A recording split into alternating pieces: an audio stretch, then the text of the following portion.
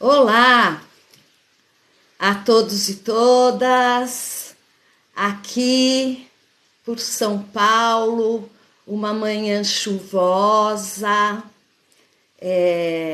mas não está tão frio, talvez caia um pouquinho a temperatura. Pessoal, a intenção hoje é discutir dois temas que acabam sendo um só, né? Se nós formos pensar que os dois se referem à corrupção, que é tratar o que é o mensalão, o que foi o mensalão e o que é o bolsolão. Talvez alguns companheiros fiquem contra a minha iniciativa de vir tentar explicar aqui os dois esquemas de corrupção, mas se nós queremos viver numa democracia, se nós queremos que os cidadãos exercitem a democracia, para apreciá-la e não querer abrir mão dela, acredito que seja necessário nós discutirmos estes dois esquemas, porque no imaginário, comum, geral, as pessoas falam a respeito destes dois esquemas como se todos soubessem o que são, né? Então, por conta de nós ouvirmos tanto os adeptos da seita bolsonarista quererem justificar o bolsolão a partir da existência do mensalão, eu acho que a gente precisa esclarecer o que foi um e o que é o outro, para que não haja comparação errônea, mesmo porque se um errou, não significa que o outro está perdoado e permitido a errar também. Então, antes de entrarmos nessa questão filosófica sobre erros, sobre tamanhos de corrupção, né? Ou se trata tudo no mesmo patamar, eu quero explicar para vocês primeiro o que foi o mensalão.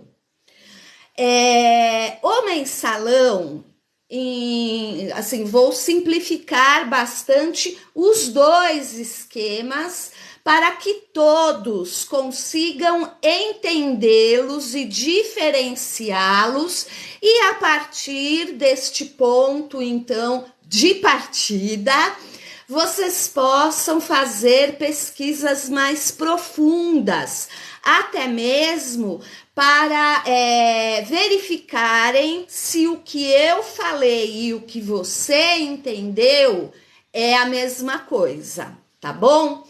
Então, vamos começar pelo mensalão.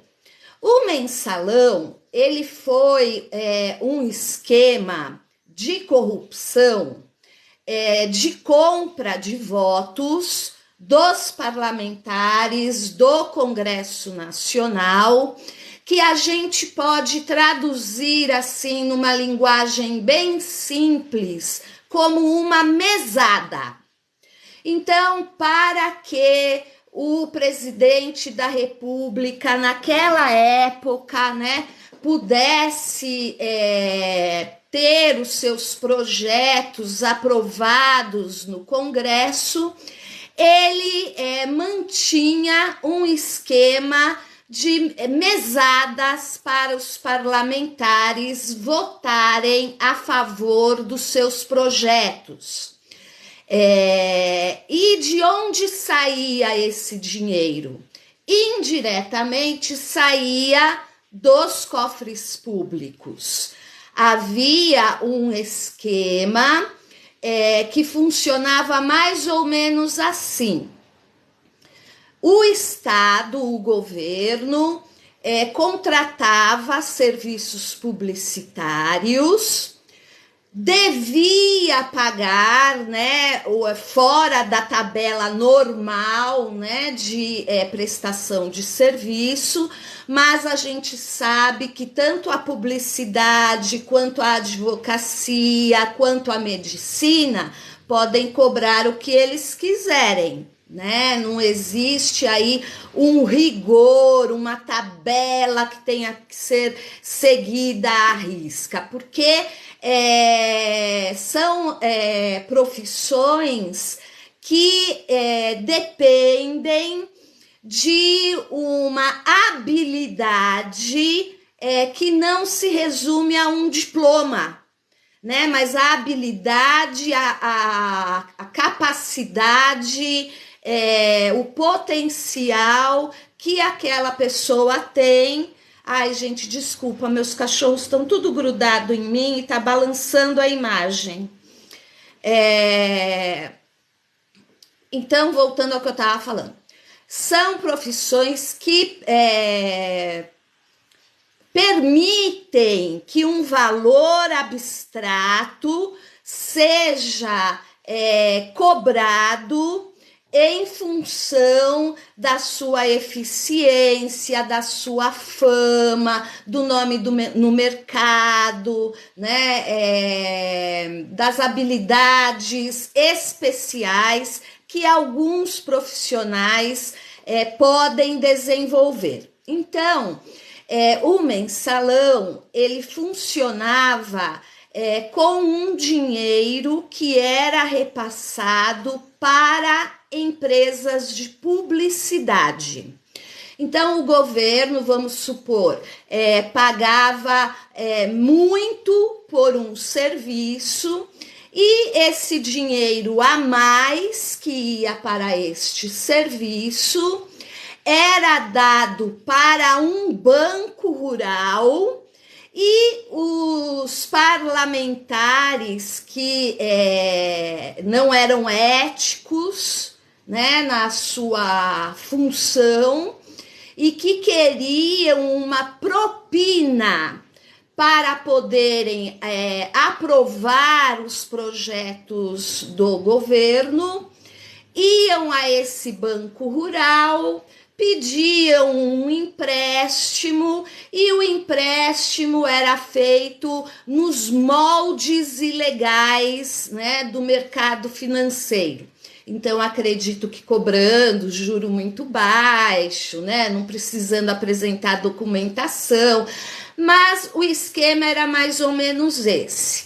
O governo pagava muito para as empresas de publicidade, essas empresas de publicidade passavam os recursos para o Banco Rural, e esses parlamentares recebiam a mesada, por isso mensalão, a mesada de 30 mil reais. Então, era um valor fixo que era pago para os parlamentares, vamos dizer assim, corruptos, não dados à ética, que não se importavam com a população, queriam arrancar dinheiro do governo para que o governo pudesse fazer todas as transformações sociais e econômicas que havia prometido em sua campanha eleitoral.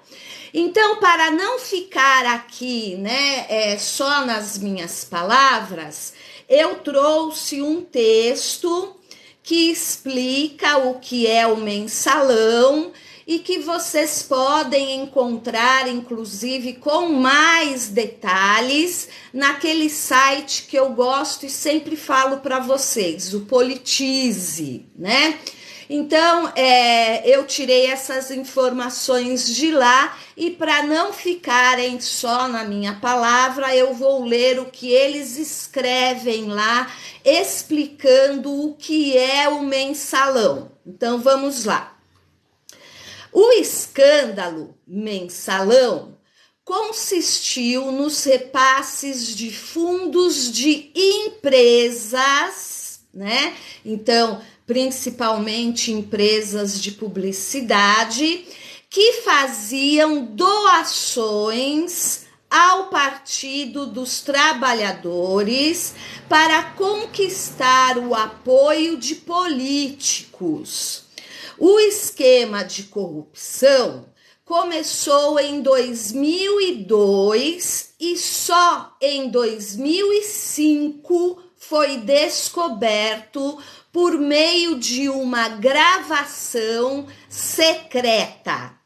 Nela, Maurício Marinho, na época chefe de departamento de contratação dos Correios, foi flagrado recebendo propina de R$3.000. Eu gostaria que vocês prestassem muita atenção nos valores, né, de corrupção que estão ligados ao Mensalão. Então, torno a repetir, né? Maurício Marinho, na época chefe do departamento de contratação dos Correios, foi flagrado recebendo propina de R$3.000 em nome do deputado federal Roberto Jefferson, que na época já era do PTB, né? Depois de o vídeo ter sido divulgado, Marinho fez uma delação sobre os detalhes do Mensalão, que envolvia não apenas os Correios e o PTB, mas também o PT e o Partido do Movimento Democrático Brasileiro, na época o PMDB. Logo após o flagrante, Jefferson também delatou todo o esquema de corrupção. Ele disse que Delúbio Soares, o então tesoureiro do PT, destinava uma mesada de R$30.000 para congressistas apoiarem o governo Lula. Então, era uma mesada, era um valor fechado que vinha, assim, através de cofres públicos, de um esquema montado a partir de empresas que tinham sido contratadas pelo governo. Marcos Valério foi indiciado por desviar, por meio de agências publicitárias contratadas pelo Estado, e Kátia Rabelo por realizar lavagem de dinheiro e empréstimos ilegais através do Banco Rural. Em 2005, então, quando o Mensalão foi descoberto, a Comissão Parlamentar de Inquérito do Mensalão foi instaurada, mas acabou falhando, pois não houve votação do relatório final por falta de parlamentares.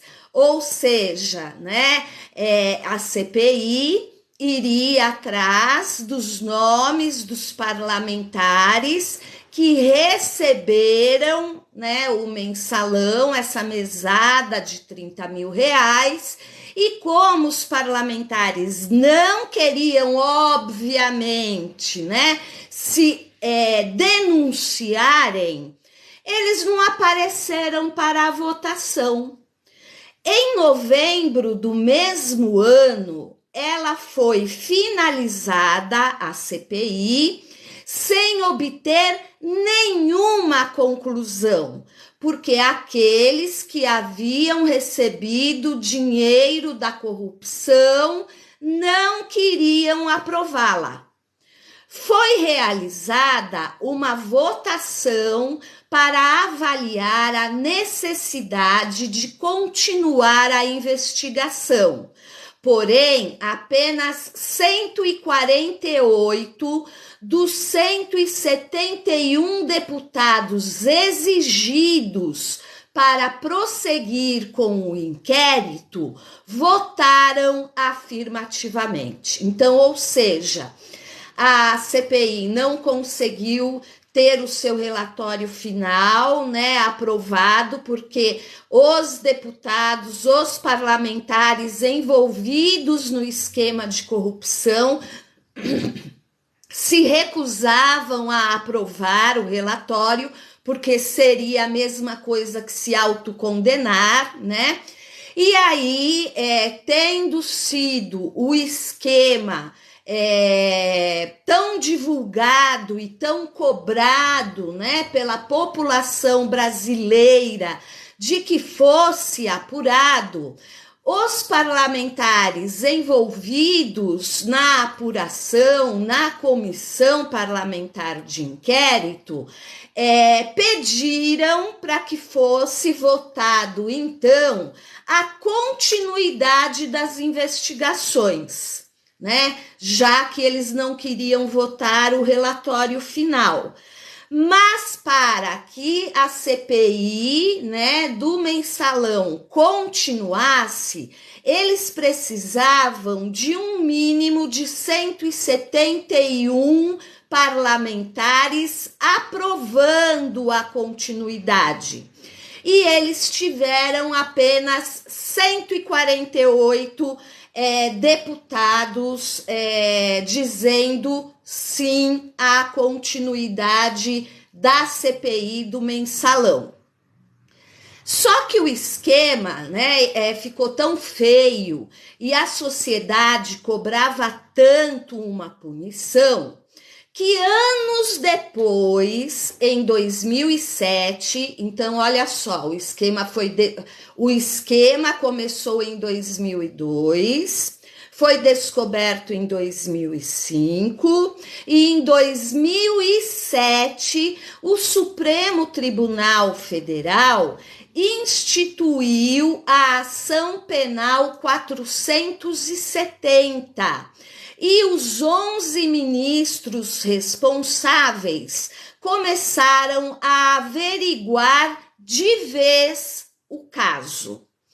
A investigação levou a julgamento os suspeitos, o qual o julgamento foi realizado em 2012, ou seja, 5 anos depois do STF ter abraçado a causa e começar a julgar e investigar. Entretanto, apenas em 2013, 6 anos depois do início do STF, ocorreram as primeiras prisões. Nelas, 4 pessoas cumpriram suas penas por meio de prestação de serviços comunitários, mas foram condenadas e cumpriram. Outras 20 foram condenadas à prisão, sendo que 7 delas foram mantidas em regime aberto e outras 5 em regime semiaberto, tá? Então, esta foi, né, a conclusão do mensalão. Um esquema de corrupção que foi descoberto, as pessoas que foram investigadas ou que confessaram suas culpas foram julgadas, condenadas e cumpriram com a sua condenação. Certo isso? Esclarecido? Ok. Aí agora, neste atual governo, nós estamos vivendo o que deveria ser chamado de bolsolão e não é chamado de bolsolão justamente para não estabelecer uma relação com o mensalão. Então a mídia golpista, né, que defende aí de alguma forma essa seita bolsonarista, ela não chama o crime de corrupção do atual governo de bolsolão. Ela dá um nome bonito para poder enganar os desavisados. Ela dá o nome de orçamento secreto. Então, o orçamento secreto que vocês tanto ouvem falar é o que deveria ser chamado de bolsolão, porque é um esquema de corrupção que foi inaugurado durante o governo federal, que aí ainda está, né? Então, o mensalão, por conta de muita gente não saber direito o que foi, se utiliza do mensalão para justificar a existência do bolsolão. Então, quando a gente vem aqui no TikTok, no Facebook, no YouTube, no Instagram, no Twitter, denunciar o bolsolão, a primeira coisa que os bolsonaristas desta seita fazem é perguntarem: e o mensalão? Podem reparar. Vocês começam a falar do orçamento secreto, eles querem derrubar o que você está falando, te perguntando sobre o mensalão. Na maioria das vezes, duvido que quem está perguntando saiba o que é, né? Então, por isso também a motivação de fazer esta live explicando de vez o que foi o mensalão. E agora, sabendo o que foi o mensalão, gente, tá falhando aqui a minha internet por conta da chuva. Espero que a live não caia. Se cair, é por falta de energia, tá bom? Não porque derrubaram a live, ok? Então, agora, explicado o que é o mensalão, vamos compará-lo ao bolsolão. Um crime não justifica o outro.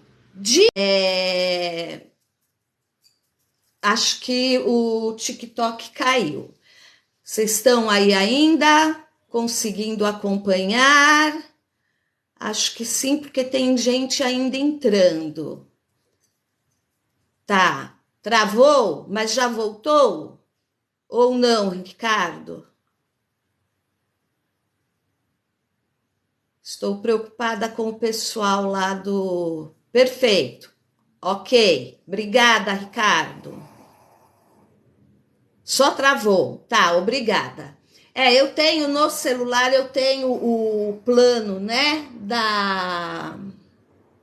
de empresa de internet. Mas para transferir, acho que do Wi-Fi para o plano, dá uma travadinha. Tá bom. Desculpem aí, eu não vou editar esse pedacinho que eu parei de falar, porque eu não sei editar, eu só sei falar, né? Então, eu estava dizendo que um crime não explica e não justifica o outro. Pátria, que o esquema bolsolão atingiu. No mensalão, nós estamos falando de centenas, né? Acho que 3 centenas de parlamentares que recebiam uma mesada de R$30 mil por mês para aprovarem os projetos que o governo federal julgava serem necessários para colocarem o Brasil nos trilhos. Isso era uma cobrança dos próprios parlamentares. Gente, nós sabemos que o Centrão não surgiu hoje, né? Esse pessoal que hoje é chamado de Centrão eram chamados por outros nomes nos outros governos, mas em todos os governos nós infelizmente tivemos que lidar com parlamentares corruptos que não pensam na população, que só aprovam projetos do governo federal se receberem uma mesadinha, né? Então, vamos retomar, eu já falei em vários vídeos o que é esse orçamento secreto, mas vamos retomar aí com base no site DW, deixa eu ver aqui para não falar bobagem, dw.com, o que eles falam a respeito do que vem a ser o orçamento secreto, o bolsolão. Eu gosto de utilizar, sempre que eu vou falar sobre o orçamento secreto, de diferentes sites, para que não fique, né, aquela ideia de que a Débora sempre menciona esse site. Será que ela não está sendo tendenciosa? Então, hoje eu estou usando a explicação do dw.com. Então, tá lá. O bolsolão, que é chamado de orçamento secreto para disfarçar a sua gravidade, é um mecanismo de transferência de recursos públicos para atender interesses de parlamentares, criado em 2020, no segundo ano de governo do Jair Bolsonaro, do PL. Originou-se orçamento secreto no governo Bolsonaro no ano de 2020. A Simone Tebet, do MDB, que chegou aí a concorrer à presidência da República e que fez parte da CPI da Covid-19, chegou a dizer nas mídias e em várias entrevistas que acredita que o orçamento secreto, o bolsolão, poderia ser o maior esquema de corrupção do planeta Terra. Então, nenhum crime, nenhuma corrupção se justifica, mas em termos de lesa pátria, o mensalão perto do bolsolão é brincadeira de criança. Porque a gente está falando de mesada de parlamentar corrupto, né? E o bolsolão não.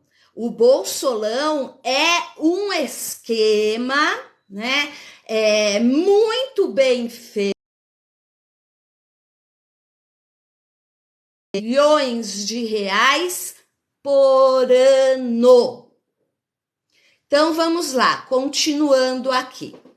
O orçamento secreto foi revelado pelo jornal O Estado de São Paulo em maio de 2021.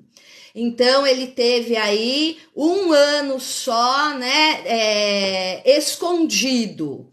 E aí foi declarado, né, foi revelado por uma reportagem do Estadão. Vocês podem procurar aí essa reportagem também para se aprofundarem na explicação deste esquema. Então, o que vem a ser esse orçamento secreto?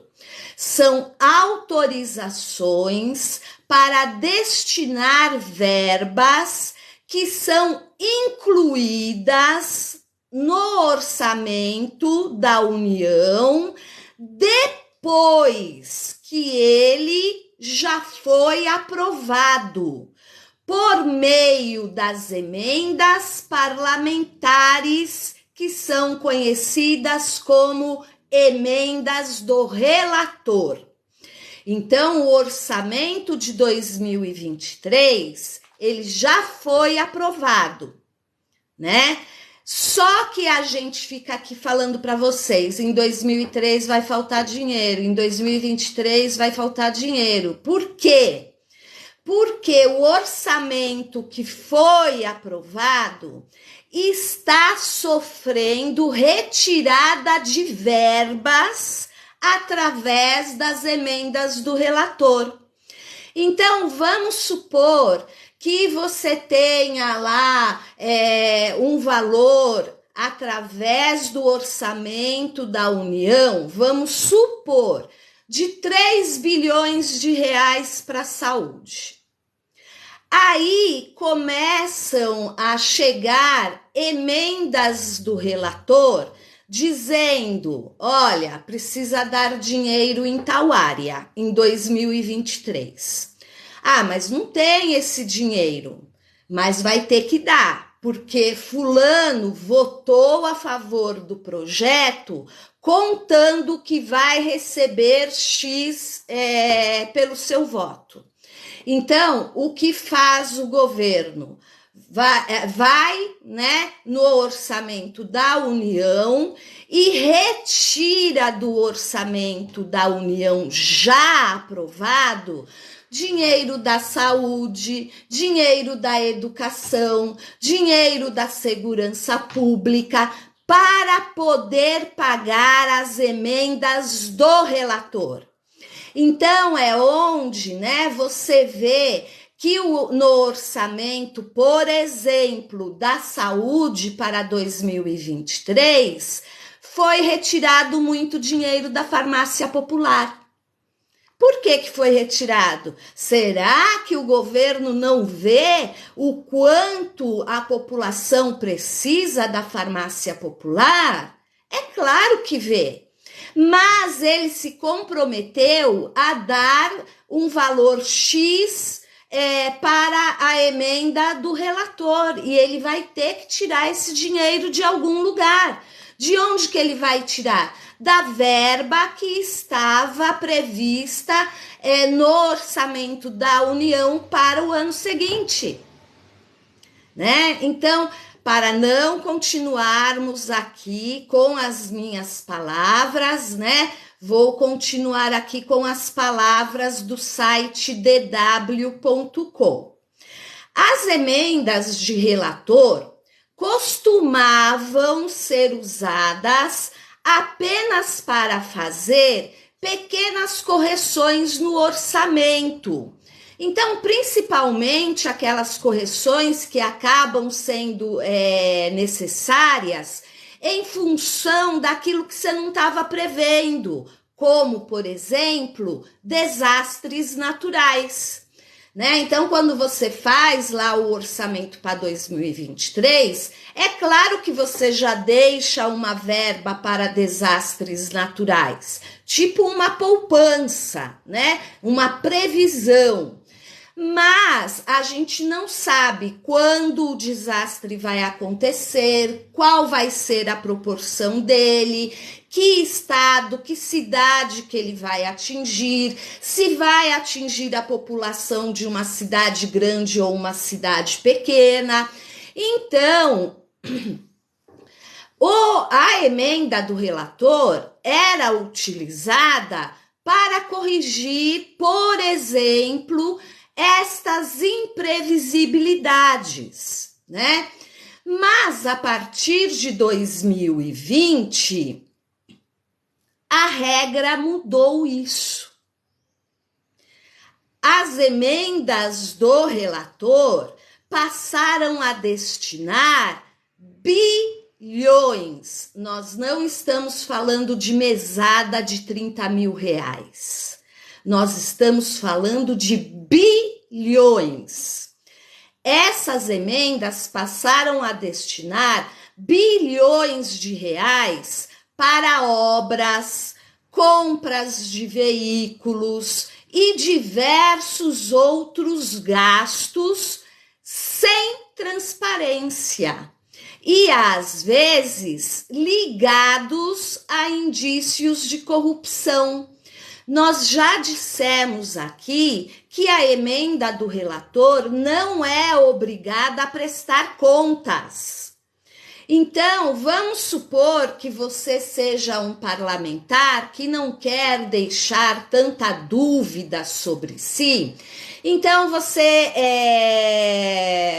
teve lá uma catástrofe na sua cidade e você quer, então, uma reserva, uma cota de orçamento secreto para poder investir na reconstrução dessa tua cidade.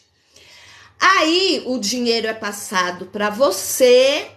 No começo, nem o teu nome precisava ficar registrado no orçamento secreto. O orçamento secreto destinou para o parlamentar José 200 milhões de reais por conta da catástrofe natural que aconteceu lá na cidade dele. Justificada a saída dos 200 milhões, o José não tinha obrigação nenhuma de vir prestar conta dos 200 milhões. Mas vamos supor que ele quer dar uma aparência de legitimidade.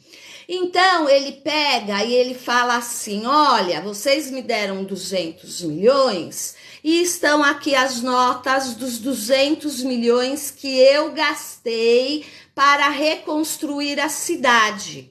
Então, tá lá na nota todos os itens que ele comprou, mas os itens podem estar superfaturados, né? Então, se a cidade precisou comprar um trator para remover terra, né, e não tinha, vamos supor que o trator custasse 100 mil reais, ele pode colocar na nota que o trator custou 200 mil reais. Né? Porque ele não tem obrigação de prestar contas e ninguém vai pegar a papelada que ele entregou para verificar se teve superfaturamento ou não, né? Então, o DW continua aqui. A nova regra, né, do orçamento secreto, essa emenda do relator, foi criada para assegurar apoio dos parlamentares do Centrão a Bolsonaro, através de verbas extras, não é mesada, é o quanto eles querem, verbas extras para um órgão do governo, para o Ministério do Desenvolvimento Regional, por exemplo, né? Quando a gente fala de catástrofe natural, de necessidade de reconstruir alguma coisa, como aquelas duas pontes, né, que caíram por falta de manutenção. Então, o dinheiro, com certeza, para manutenção estava indo, mas a manutenção não era feita. Ou se era feita, era muito mal feita, porque a prova disso é que as pontes caíram, certo? A mídia batizou o mecanismo dessa forma, ou seja, orçamento secreto, porque é impossível identificar, em alguns casos, qual deputado ou senador é o responsável pela criação da emenda, pela criação do pedido. Emenda, gente, a gente acha às vezes, né, que está se referindo só a uma lei. Não, está falando de transferência de verba, está emendando o orçamento, né? Então, no começo, também era muito difícil identificar o destino do dinheiro, porque o relator podia passar o dinheiro para o José, né, o parlamentar José, e não dar o nome de para quem ele deu aquele dinheiro. Ele podia dizer, o José está pedindo, né, para fazer reformas por conta da catástrofe natural, então eu vou colocar aqui na emenda do relator que o dinheiro foi a mais, né, para o Ministério do Desenvolvimento Regional. Mas para as mãos de quem tinha ido e como tinha sido gasto, ninguém ficava sabendo. Só era justificado para onde foi o dinheiro. Aí, por conta das pessoas, né, perceberem que isso era muita facilitação para esquemas de corrupção, eles fizeram uma alteração no orçamento secreto. A partir lá de uma determinada data, era preciso constar o nome do parlamentar para quem foi destinada a verba. Então, aí começava a aparecer os nomes dos bois. Então, vamos supor, se antigamente o parlamentar José, com a desculpa de catástrofe natural, conseguia uma verba a mais pelo orçamento secreto, repassada pelo Ministério do Desenvolvimento Regional, sem precisar deixar lá o seu nome, a partir desta mudança que acontece no orçamento secreto, ele é obrigado a deixar o seu nome lá.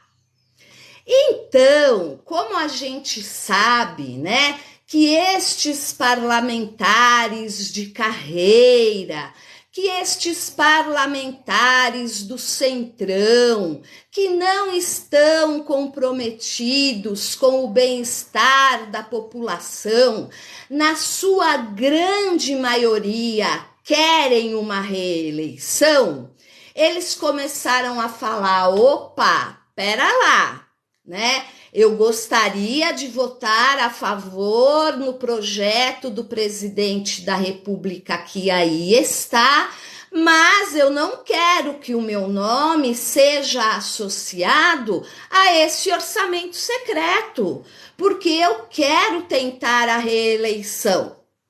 Então, o que eles criaram dentro desta mudança? Junto com a obrigatoriedade de aparecer o nome do parlamentar que estava pedindo essa verba a mais, eles abriram a possibilidade de empresas cobrarem ao parlamentar relator o que ela gastou através de prestação de serviços. Então, vamos pensar naquele caso que está sendo bastante difundido, daquela cidade Banguela, lá no Maranhão. Se você não está sabendo, eu vou falar muito por alto. Depois eu vou fazer uma live só explicando o que é esse esquema da cidade Banguela maranhense. Bom, tem uma cidade no interior do Maranhão que, em conchavo com algum parlamentar, aprovou a prestação de serviço dentário na cidade para 20 empresas. Estas 20 empresas odontológicas prestam o serviço para esta cidade e mandam a cobrança dos serviços prestados direto para o governo. Então, aí, o que pode favorecer a corrupção? A empresa pode superfaturar, né, a prestação de serviço. Quando ela recebe o valor do governo pelos serviços prestados, ela repassa parte do superfaturamento para os parlamentares que facilitaram a entrada dela na prestação de serviços daquela cidade. Deu para entender? Além dessa possibilidade de corrupção, de superfaturar o valor do serviço prestado, esta cidade banguela inventou extrações dentárias para que estas 20 empresas pudessem, além de superfaturar o valor das extrações, pudessem cobrar por extrações que não foram feitas. Então, se nós pegarmos todas as notas, né, de prestação de serviço destas empresas e contarmos lá quantos dentes elas arrancaram dentro da cidade, a maioria da população não devia ter dente na boca. Devia ser uma cidade de banguelas. Entenderam, gente? Né? Como não dá para querer comparar mensalão com bolsolão, que é o nome correto que deveria ser dado ao orçamento secreto.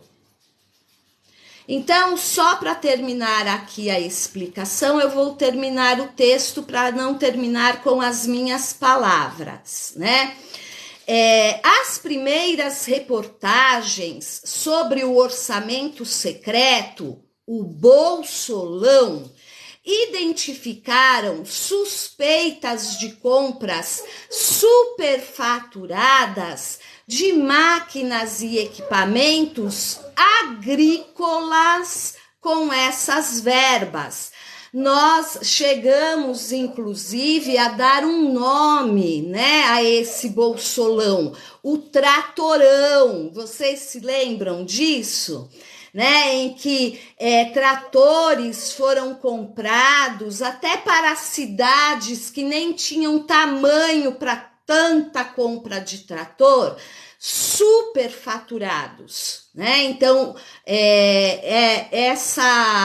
esse orçamento secreto, esse roubo de verba pública ao qual o texto está se referindo, é o que nós chamamos, acho que no ano passado, de tratorão. Então, ao longo de 2021, ações questionaram o orçamento secreto, o bolsolão, junto ao Supremo Tribunal Federal e ao Tribunal de Contas da União. No final daquele ano, uma nova regra passou a exigir a indicação do nome da pessoa que havia solicitado a emenda do relator, como um deputado ou um senador. Porém, essa nova regra deixou uma brecha para manter em segredo o parlamentar interessado. Como? Ela permitiu que um usuário externo, ou seja, no nosso exemplo da cidade Banguela, as empresas de odontologia que prestam serviços para uma determinada cidade, né, que fosse incluída na emenda como a pessoa, a empresa interessada na emenda, escondendo o nome do padrinho político, né? Então, eu vou depois fazer uma live explicando esse caso do Maranhão, mas espero que vocês estejam conseguindo entender. A figura do usuário externo passou a ser muito utilizada para destinar as emendas de relator. Claro, para não associarem o nome de nenhum parlamentar com este esquema de corrupção que, segundo a Simone Tebet, pode ser o maior esquema de corrupção do planeta, para então que nenhum nome de parlamentar, né, fosse associado a este esquema de corrupção. Então, as emendas agora, elas podem ser pedidas direto pelo nome do prestador de serviços ou pelo vendedor de algum bem, de algum maquinário, né? E com isso, os parlamentares que estão envolvidos em esquemas de corrupção saem com seus nomes ilesos, ok? Segundo um levantamento da Folha de São Paulo, hoje 1/3 das emendas do relator são pagas com o nome de usuários externos. 1/3. Pensa no tamanho do Brasil. Pensa no tanto de cidades que nós temos. Na última sexta-feira, 14 de outubro, foram realizadas as primeiras prisões em operação da Polícia Federal sobre o orçamento secreto.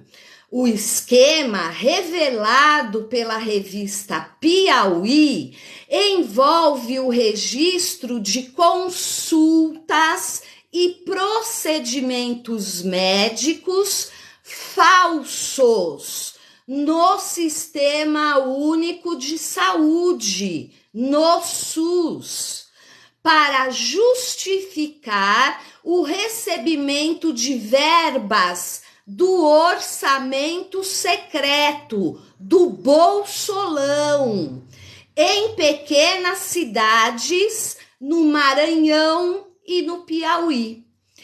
Uma das pessoas presas foi Roberto Rodrigues de Lima.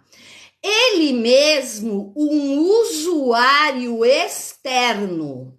Em seu nome havia 69 milhões. Vou repetir. 69 milhões em emendas do orçamento secreto. Estamos falando de uma única pessoa que foi presa. Uma única, com 69 milhões de emendas do orçamento secreto. Não estamos falando de mesadinha de 30 mil reais do mensalão.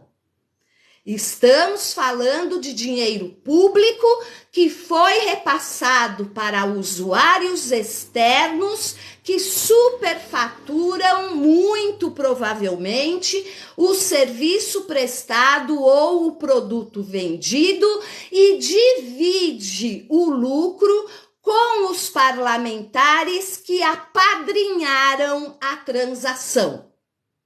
Então, não dá para comparar mensalão com bolsolão. É tudo crime? É, mas o lesa-pátria do bolsolão é imensamente maior do que a mesadinha que era dada de 30 mil reais durante o governo de 2002 a 2005. durante 3 anos, ok? Assim, e aqui esse Roberto Rodrigues de Lima, né, que foi aí agraciado com 69 milhões de emendas do orçamento secreto, sequer apresenta algum nome de parlamentar que estivesse ligado a essa transação, né? Então, além de tudo, ainda protege o safado que ajudou no esquema e que ganhou dinheiro junto com ele. A Polícia Federal já havia realizado outras operações para apurar desvios ligados ao orçamento secreto, o Bolsolão, em verbas destinadas para a educação e saúde em Rio Largo, Alagoas, e para obras de pavimentação em cidades do Maranhão. Aquele asfalto Sonrisal que a gente já conversou aqui, lembram-se disso, né? Asfalto Sonrisal, porque ele é tão mal feito que caiu a chuva, ele se dissolve, né? E há outras investigações em andamento. Então, quem quiser mais informações, pode procurar aí pelo site de buscas, o Politize, que é um site muito bom. Pode procurar o site que eu utilizei aqui, o dw.com, né? E usar a fonte que quiser, mas desde que esteja procurando o que é mensalão. Aí você aprende o que foi o mensalão e o que é bolsolão, que é difícil de encontrar. Vocês vão ter que procurar como orçamento secreto, porque a grande mídia tenta passar um pano na corrupção do atual governo federal, chamando o esquema que pode ser o maior do planeta de corrupção, né? De orçamento secreto, ao invés de chamá-lo pelo nome que deveria ter, que é Bolsolão, porque foi criado durante o atual governo federal. Eu espero, né, que esta live aí tenha servido para vocês a aprenderem alguma coisa, e eu vou disponibilizá-la lá no canal do YouTube, no programa Passando a Letra, para que vocês possam compartilhar ou ouvir novamente, se quiserem, tá bom? Um beijo para todos e daqui a pouco eu tô de volta para contar sobre essa cidade banguela. Ficou curioso? Então não desliga aí do TikTok ou se inscreva lá no programa Passando a Letra no canal do YouTube para que você seja notificado sempre que a gente gravar um novo programa. Muito obrigada pela presença de todos e por todo o apoio recebido pelos meus colegas e companheiros. Tchau!